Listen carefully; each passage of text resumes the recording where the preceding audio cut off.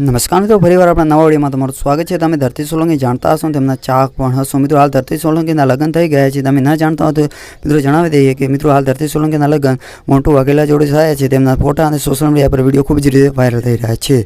અને તેના પહેલાં પણ ધરતી સોલંકી લગ્ન કર્યા હતા એવો વિડીયો સોશિયલ મીડિયા પર ખૂબ જ રીતે વાયરલ થઈ રહ્યો છે।